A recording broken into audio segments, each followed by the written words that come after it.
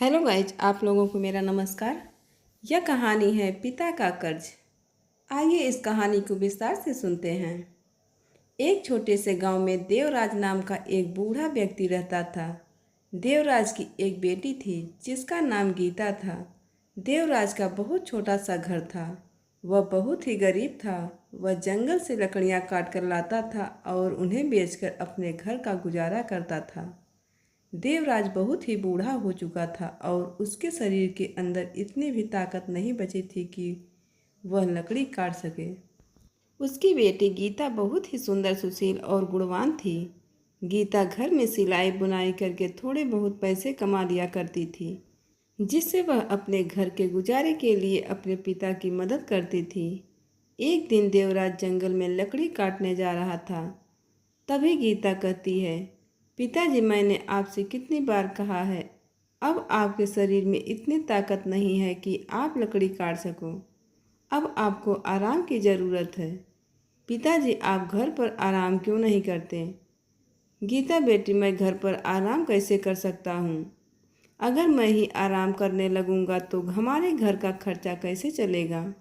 और मुझे तुम्हारी शादी भी तो करनी है और फिर उस सूदखोर के पैसे भी तो देने हैं। तुम नहीं जानती गीता, मुझे हर वक्त डर लगता रहता है कि कहीं वह सूदखोर पैसे लेने आ जाए।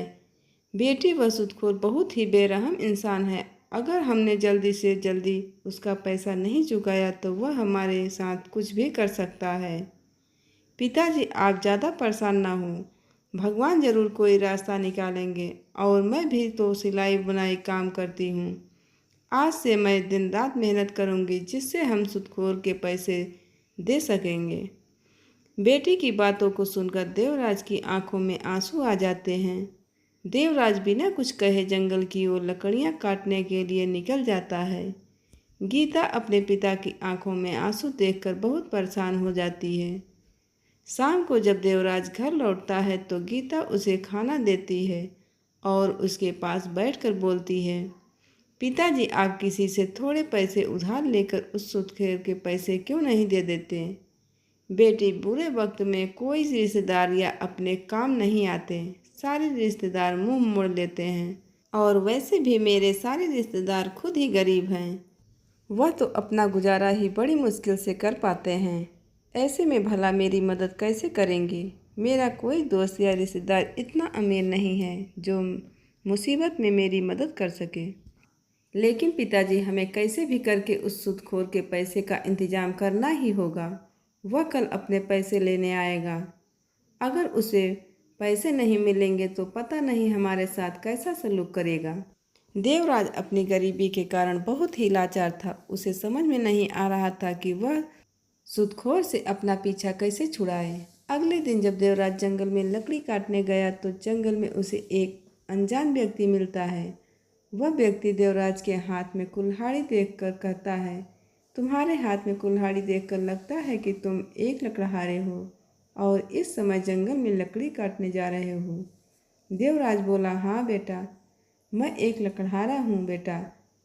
क्या तुम्हें मुझसे कोई मदद चाहिए? वह व्यक्ति बोला, मुझे कोई मदद नहीं चाहिए, मगर अब तुम्हें सज़ा से कोई नहीं बचा सकता, या फिर हो सकता है कि राजा तुम्हें जीवन भर के लिए काल कोठरी में डलवा दें। देवराज घबरा जाता है और कहने लगता है, यह तुम क्या कह रहे हो बेटा? मैंने तो ऐसा कोई काम नहीं किया जिसके लिए राजा मुझे इतनी कठोर सज़ा देंगे। वह व्यक्ति बोला, क्या तुम नहीं जानते, राजा ने पेड़ काटने पर रोक लगाई हुई है। अगर कोई भी जंगल में पेड़ काटता हुआ पकड़ा गया तो राजा उसे कठोर से कठोर सज़ा देंगे। और अब तुम्हें मेरे साथ राजा के पास चलना होगा।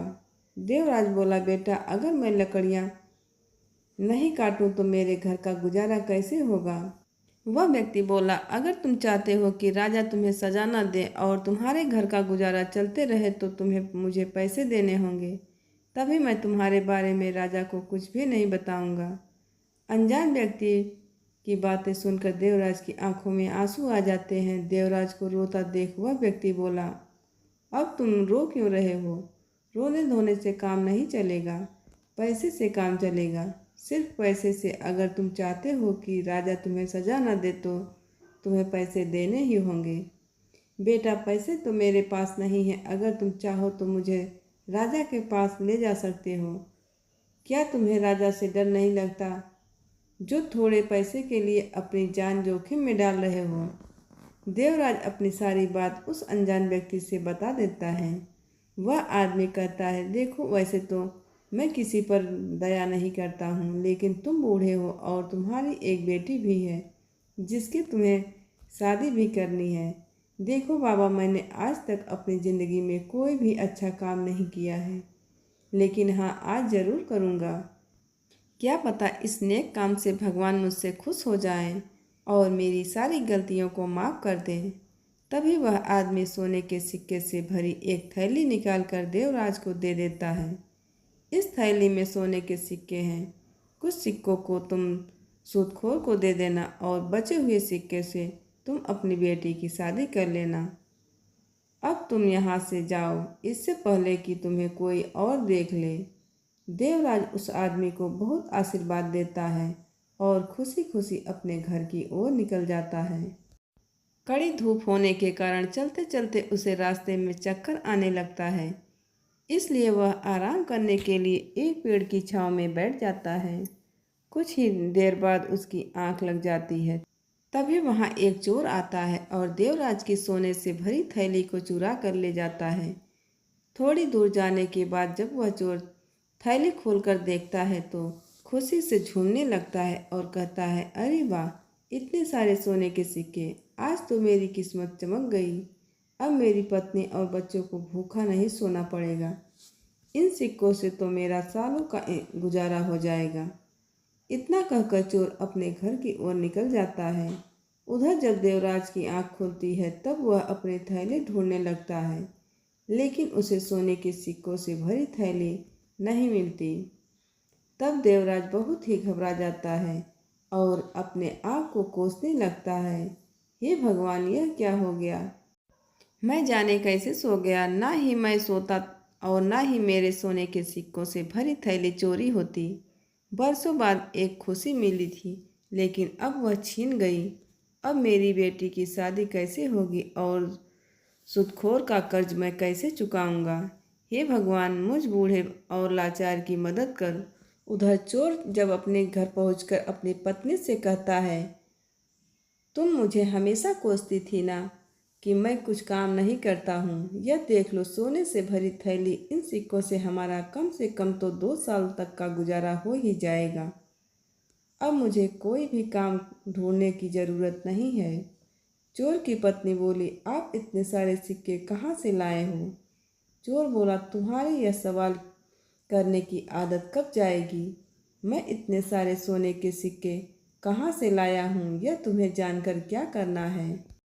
उसकी पत्नी बोली, मुझे जानना है कि आप इतनी जल्दी इतने सारे सोने के सिक्के कहाँ से लाए हैं। कहीं आपने यह सिक्के चुरा के तो नहीं लाए? चोर ने कहा, तुम्हारी यह बहस करने की आदत कब जाएगी? हाँ हाँ, मैं यह सिक्के चुरा कर लाया हूँ। एक बूढ़ा आदमी पेड़ के नीचे सो रहा था, उसी के जेब में यह सोने की थैली चुरा कर लाया हूँ। उसकी पत्नी बोली, क्या आप अब चोरी भी करने लगे हो? क्या आप दूसरों को तकलीफ देकर खुश रहना चाहते हो? वह बेचारा बूढ़ा गरीब आदमी न जाने किस हाल में होगा, न जाने उसने सोने के सिक्के किस काम के लिए रखे होंगे और आप उन सिक्कों को चुरा कर ले आए। चोर बोला, अरे वह बूढ़ा गरीब आदमी नहीं है, बल्कि एक पैसे वाला आदमी है। उसकी पत्नी बोली, यह आपको कैसे पता कि वह पैसे वाला आदमी है? क्या आप उसे जानते हो? चोर बोला, नहीं, मैं नहीं जानता उसे, पर वह गरीब नहीं हो सकता, क्योंकि कोई भी गरीब आदमी इतने सारे सोने के सिक्के लेकर बेफिक्र होकर पेड़ के नीचे नहीं सो सकता। उसकी पत्नी बोली, मुझे इस बात से कोई फर्क नहीं पड़ता कि वह बूढ़ा आदमी गरीब है या अमीर, बस हमें किसी के खून पसीने की कमाई नहीं चाहिए, इसलिए आपको उसके पैसे लौटाने होंगे। चोर बोला, तुम यह कैसी बेवकूफ़ जैसी बात कर रही हो? अब मैं उस बूढ़े आदमी को कहाँ जाकर ढूंढूं? तुम तो एकदम से सठिया गई हो। आपको उसे तलाश करना ही होगा। मुझे भूखा रहना पसंद है, लेकिन मैं चोरी के पैसे से अपने घर का गुजारा नहीं चला सकती। आपको अपनी पत्नी और बच्चों का पेट मेहनत मजदूरी करके भरना चाहिए, ना कि चोरी करके। ठीक है, मुझे पता है तुम नहीं मानोगी। मैं जाकर उस बूढ़े आदमी के सिक्के वापस कर दूंगा।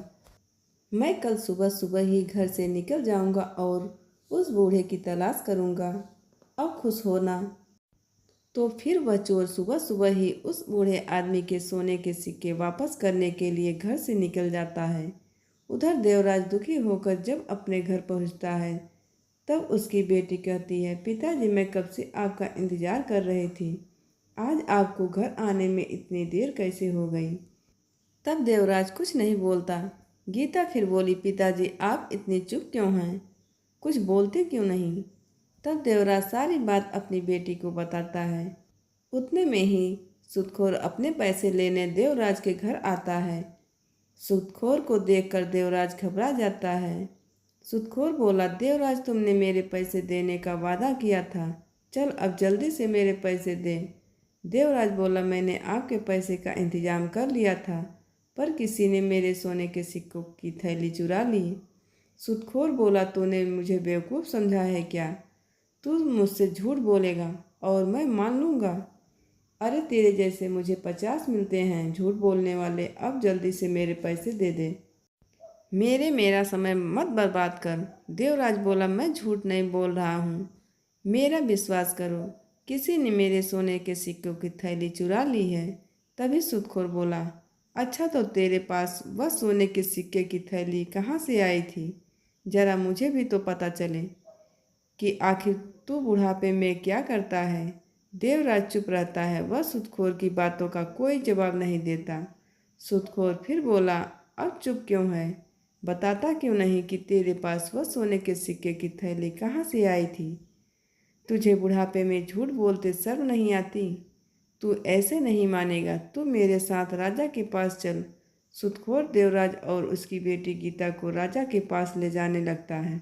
रास्ते में जब कुछ लोग सुदखोर को देखते हैं तो वह खुद से बातें करते हैं, अरे देखो भाई, ये सुदखोर बेचारे बूढ़े देवराज और उसकी बेटी को राजा के पास लेकर जा रहे हैं। भगवान इस दुष्ट सुदखोर को जरूर सजा देगा।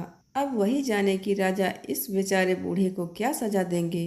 सही कहा भाई, दुनिया मर रही है, लेकिन न जाने कम वक्त को मौत क्यों नहीं आती। यह तो कभी बीमार भी नहीं पड़ता, इसे तो इसके कर्मों की सजा जरूर मिलेगी। 10 दिन बाद मुझे भी इसका कर्ज चुकाना है। सुदखोर राजा के दरबार में पहुंच जाता है और राजा से कहता है, महाराज, इस देवराज ने मुझसे पैसे लिया था और अब मुझे पैसे नहीं दे रहा है, ऊपर से मुझसे झूठ बोल रहा है कि कोई इसके सोने के सिक्के की थैली चुरा लिया।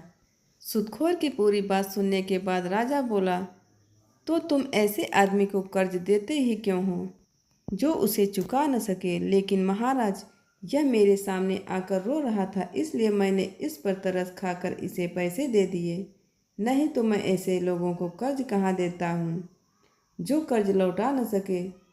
राजा बोला, यहाँ के नियम के अनुसार जो व्यक्ति समय से कर्ज नहीं चुका पाता है, उसके पूरे परिवार को कर्ज देने वाले की गुलामी करनी पड़ती है, जब तक वह अपना कर्ज ना चुका ले। लेकिन मैं बूढ़ा देवराज की उम्र का लिहाज करते हुए उसे 1 दिन का मौका और देता हूँ। अगर देवराज तुमने 1 दिन में इसका पैसा वापस नहीं किया तो तुम्हें उसकी गुलामी करनी पड़ेगी। राजा की बात सुनते ही देवराज डर से कांपने लगा, क्योंकि अब उसे और उसकी बेटी गीता को सुदखोर की गुलामी करनी पड़ेगी। राजा के फैसला सुनने के बाद सुदखोर देवराज और उसकी बेटी के साथ वापस आता है और देवराज से कहता है, देवराज, तो मेरे पैसे तो 2 साल में नहीं लौटा पाया, तो क्या 1 दिन में लौटा पाएगा। तू एक काम कर, अपनी इस खूबसूरत बेटी की शादी मुझसे कर दे। तेरी बेटी मेरे साथ राज करेगी और तेरे साथ भी अच्छा व्यवहार करूँगा। तभी गीता बोली, मैं तेरे जैसे इंसान से कभी शादी नहीं करूँगी, तू बेरहम है, इंसानों पर जुल्म करता है। गीता की बात सुनकर सुदखोर बोला, तो ठीक है, फिर मैं देखता हूँ तुम लोग मेरे पैसे कैसे चुका पाते हो और मैं तेरे बूढ़े बाप से इतना काम करवाऊंगा कि तेरी आत्मा भी कांप उठेगी।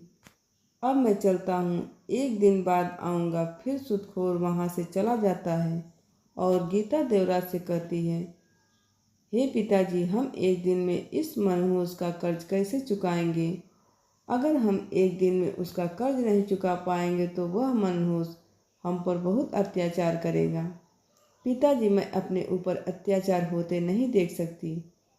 इसने बहुत लोगों को लूटा है, किसी का घर छीन लिया है तो किसी का ज़मीन छीन लिया है। पिताजी, अगर आपकी मर्जी हो तो मैं इस दुष्ट से शादी कर लेती हूँ, नहीं तो वह आप पर बहुत अत्याचार करेगा। देवराज बोला, नहीं बेटी, तुम उससे शादी मत करना। अगर हमारी किस्मत में उसकी गुलामी करने लिखी है तो हम उससे भाग नहीं सकते। लेकिन पिताजी, वह सुदखोर बहुत बेरहम है, उसे किसी पर दया नहीं आती। वह आपकी उम्र का लिहाज नहीं करेगा। बेटी, भगवान जरूर कोई रास्ता निकालेंगे, अगर जल्दी यह कठिन समय गुजर जाएगा। इतना कहकर देवराज अपने कुल्हाड़ी लेकर घर से निकल जाता है और उसी पेड़ के नीचे जाकर बैठ जाता है जहाँ से उसके सोने के सिक्के चोरी हुए थे। बहुत देर तक आसमान में टकटकी लगाकर देख रहा होता है और न जाने क्या क्या सोच रहा था। उसको कुछ समझ में नहीं आ रहा था कि वह करे तो क्या करे। इतने में वह चोर देवराज की तलाश करते हुए उसके पास आता है। वह बूढ़े देवराज को पेड़ के नीचे देखकर बहुत खुश होता है और वह उससे कहता है, काका, आपको देखकर मालूम होता है कि आप किसी बड़ी मुसीबत में हैं। आप मुझे बताइए, क्या बात है? मुझसे जो हो पाएगा मैं आपकी मदद करूंगा। बूढ़ा देवराज चोर के फटे और गंदे कपड़े देखकर बोला, बेटा, कपड़े तुम्हारी कहानी खुद बयान कर रही है। ऐसे में मैं कैसे विश्वास करूं कि तुम मेरे इस बुरे समय में मेरी मदद कर सकते हो? काका, आप मेरे कपड़े पर लगे धब्बे देखकर मेरी हालत पर मत जाइए। आप मुझे अपनी परेशानी बताइए, हो सकता है मैं आपकी कुछ मदद कर पाऊँ। मैं पूरी कोशिश करूँगा कि आपके दुख को दूर कर पाऊँ। देवराज बोला, 2 साल पहले मैंने एक सुदखोर से कर्ज लिया था, लेकिन मैं अभी तक उसका कर्ज नहीं चुका पाया। अगर कल तक मैंने उसका कर्ज नहीं चुका पाया तो मुझे और मेरी बेटी को उसकी गुलामी करनी पड़ेगी। एक नेक दिल इंसान ने मुझे कुछ सोने के सिक्के दिए थे। मैंने सोचा था उससे मैं अपनी बेटी की शादी करूंगा और सुदखोर के पैसे भी चुका दूंगा, लेकिन किसी ने उस थैली को चुरा लिया। चोर सोने के सिक्कों की थैली बूढ़े देवराज के सामने रखकर बोलता है, काका, कहीं यह आपके सोने की थैली तो नहीं? देवराज थैली देखकर बोला, तुम्हारे पास यह सोने के सिक्के की थैली कहाँ से आई? इसे तो कोई चुरा कर ले गया था। वो चोर बोला, दरअसल मैं एक गरीब आदमी हूँ, मेरे घर में बीवी बच्चे भूखे थे। मैं काम की तलाश में निकला था, पर किसी ने भी मुझे काम नहीं दिया। मुझे आप एक पेड़ के नीचे सोते हुए मिले और मैंने आपके पास यह थैली देखी तो मैंने आपके सोने की थैली चुरा ली, जिससे मेरे घर का गुजारा हो सके और मेरी बीवी बच्चे को भूखा न रहना पड़े। लेकिन मेरी पत्नी ने मुझसे कहा कि मुझे भूखा मरना पसंद है, लेकिन चोरी के सिक्के से अपने घर का गुजारा नहीं कर सकते हो, तो कृपया मुझे माफ़ कर दीजिए। मेरी वजह से आपको इतनी परेशानी का सामना करना पड़ा। देवराज बोला, कोई बात नहीं बेटा, तुमने यह सोने के सिक्के लौटा दिए, इसलिए मैं तुम्हें माफ़ करता हूँ। अब मैं इन सोने के सिक्के से सुदखोर का कर्ज चुका दूंगा और बचे हुए सिक्कों से अपनी बेटी की शादी करूंगा। बेटा, अब मुझे चलना चाहिए। मुझे जल्दी से जल्दी सुदखोर का पैसा भी चुकाना है। अब देवराज अपने घर चला जाता है और सोने के सिक्कों की थैली को अपनी बेटी को दिखाते हुए कहता है, हाँ देखो बेटी, यह वही सोने के सिक्के की थैली है जो खो गई थी।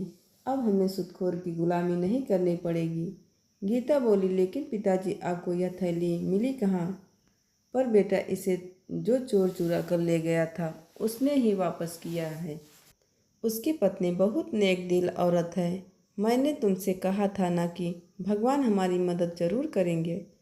पिताजी, हाँ, यह तो बहुत अच्छा हुआ। अब हमें सुदखोर से छुटकारा मिल जाएगा। इतने में ही सुदखोर उनके घर आ जाता है और बूढ़े देवराज से कहता है, देवराज, चल मुझे मेरे पैसे वापस कर दे। अभी भी मौका है, तू अपनी बेटी को मेरे हवाले कर दे। तेरी बची खुची ज़िंदगी आराम से कटे। तुम्हारा क्या ख्याल है गीता? क्या तुम अपने बूढ़े बाप पर अत्याचार होते देखना चाहती हो? देवराज बोला, भगवान होते हुए तुम हमारा कुछ भी नहीं बिगाड़ सकते हो। यह लो सोने के सिक्के, इन्हें बेचकर अपने पैसे ले लेना। अब यहाँ से चले जाओ। सूदखोर बोला, अरे वाह, सोने के सिक्के! देवराज, जो पैसे तुम 2 साल में नहीं चुका पाए वह तेरे पास एक दिन में कैसे आ गया? देवराज, तूने ऐसा क्या किया, जरा मुझे भी पता चले। देवराज बोला, तुम्हें इससे क्या मतलब है? तुम्हें तुम्हारा कर्ज मिल गया, अब तुम यहाँ से जा सकते हो। देवराज की बातें सुनकर सूदखोर वहाँ से गुस्से में तमतमा कर चला जाता है और बचे हुए सोने के सिक्के से देवराज अपनी बेटी की शादी कर देता है। इसके बाद बूढ़ा देवराज अपनी बेटी खुशी खुशी अपनी ज़िंदगी बिताते हैं।